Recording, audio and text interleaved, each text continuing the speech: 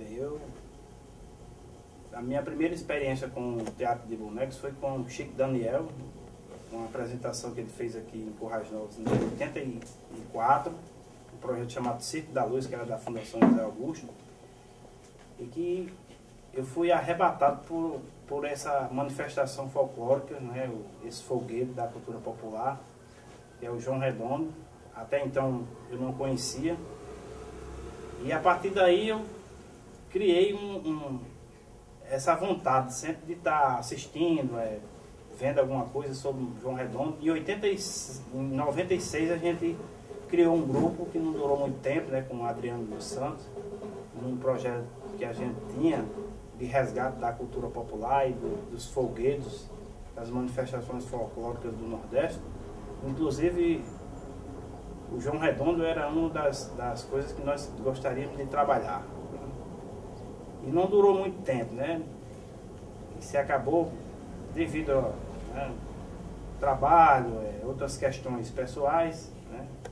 Então o grupo acabou e depois, quando eu fui trabalhar como diretor da Biblioteca Pública de Currais Novos, juntamente com o João Antônio na Fundação José Bezerra Gomes, então voltou essa vontade de novamente estar fazendo alguma coisa em relação à cultura, né? E foi lá que eu conheci Francinaldo, né? Já conhecia assim de amizade, mas a gente se integrou mais nesse período em 2007, né? E começamos, eu já estava com as ideias, então Naldinho disse, então vamos, eu também tenho interesse, né? Só que Naldinho tinha interesse de brincar com a marionete de fio, né? Mas é uma coisa mais distante aqui da nossa realidade. A nossa tradição mesmo aqui do Rio Grande do Norte, o João Redondo, é o boneco de luva, né? É um furo nas mãos e na cabeça que faz a manipulação do mamulengo. Vocês aprenderam com alguém a produzir os bonecos em si, a fazer o boneco? Como é que foi que vocês pegaram a técnica de criação do boneco, assim, da feitura do objeto boneco? Eu não tive assim, foi uma coisa mais intuitiva, né? Eu como peguei o primeiro boneco que eu confeccionei foi de pinhão, que é a madeira que tem aqui, um pinhão branco que tem aqui na Caatinga, e fiz esse boneco, né? Fiz esse boneco e depois foi que a gente foi trabalhando com outros tipos de madeira, né? Mas assim, não teve uma pessoa que ensinou, que dissesse como era, que se fazia. Então a gente foi aprendendo na prática mesmo fazer um mamulengo, né? E os primeiros bonecos que a gente fez, eles eram mais eram mais simples, né? E depois que a gente mais rústico, depois a gente conheceu outros mamulengueiros também, por exemplo, Raul do Mamulengo, que é lá do Natal, e ele tem um trabalho muito rebuscado no mamulengo. Então isso levou para que a gente trabalhasse mais fizesse um trabalho, desse um acabamento melhor no boneco, né? Isso. Pintura melhor, dar um verniz. Ele orientou a gente para isso aí, a gente dá um acabamento melhor, colocar uma cor mais colorida. E assim, surgiu algum interesse de vocês de saber sobre a origem da brincadeira? Surgiu. E vocês pesquisaram isso? Pesquisou, né? Inclusive essa pesquisa era constante, né?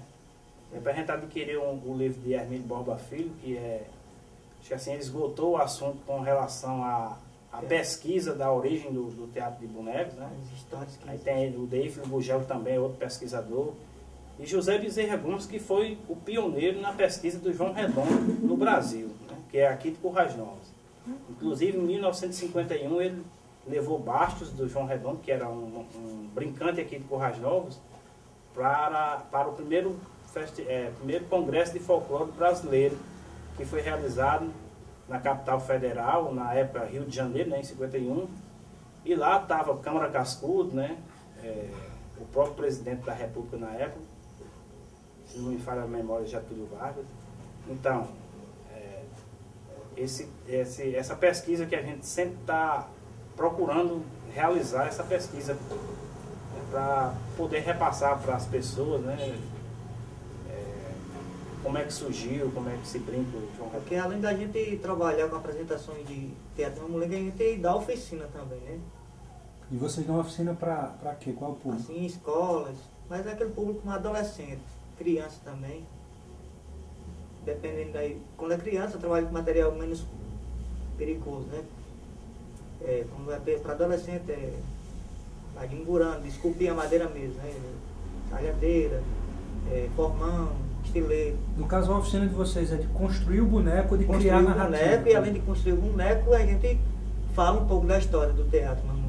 E Mas cria as vocês- histórias também, a narrativa, né? Sim. Porque a nosso boneco a gente considera ele tradicional, mas assim, a gente não segue aquela mesma linha da narração, da narrativa dos mamulengueiros tradicionais. Existe alguma coisa porque a gente faz questão de manter essa tradição, até para que seja um registro.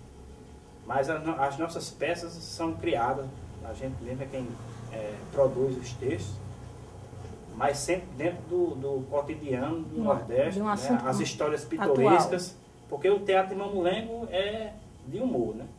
Então, se ele não tem humor, se o público não ri, é porque ele não está agradando, não está sendo fiel à sua tradição, né? Que é um teatro cômico, né?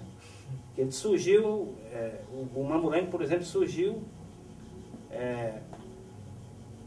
com os jesuítas, provavelmente, quem começaram a introduzir o teatro de mamulengo aqui no Brasil, né? Mas era o teatro de mamulengo para catequizar, né, os índios, para eles poderem dominar, né, os índios, né? E daí vem a palavra presepeiro, né, que é o sujeito gaiato, que gosta da galhofa, mas que vem do presépio, né, quando ele se tornou profano, o teatro de bonecos, e saiu dos átrios das igrejas e ganhou as feiras, e daí ele ganhou esse caráter mais popular.